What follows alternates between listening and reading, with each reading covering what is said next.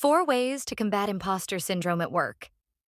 Imposter syndrome is not a feeling that you can prepare for or guard your mind against. It comes when we least expect it. You could be at work and have this sudden feeling of, I don't deserve to be here. Or, can I take on this new role I've just been promoted to? Can I handle this new change with added responsibility? Before we move on, let me just say this to you. Yes, you deserve everything you've worked for and more. You deserve to be where you are right now. You worked hard for it, so pat yourself on the back.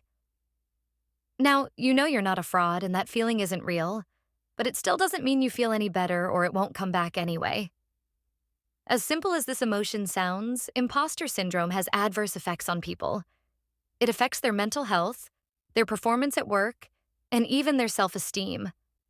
I mean, when you feel like a fraud, like you don't belong where you are or deserve what you have, it will affect your self-esteem and self-confidence.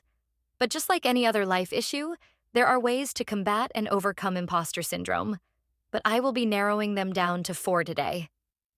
Number 1, acknowledge your feelings. Don't fight the feeling. Sit with it and accept it. Okay, I feel like I don't deserve what I have right now, or where I am, and that's fine. Sometimes fighting it might not be the best choice. We tend to want to run from or deny negative feelings, but most times, the best and fastest way to overcome it is by acknowledging it.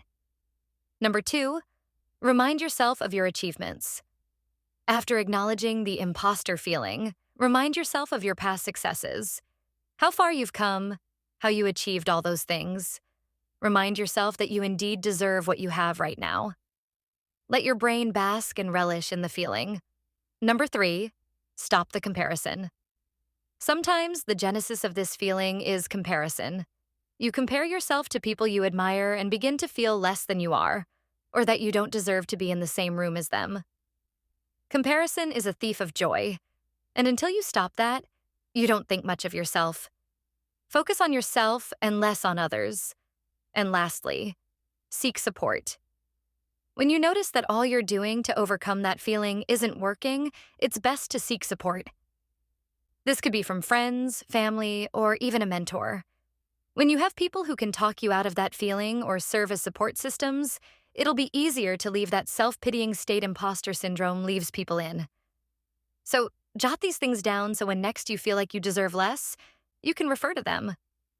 If you found this helpful, comment, share, and follow for more.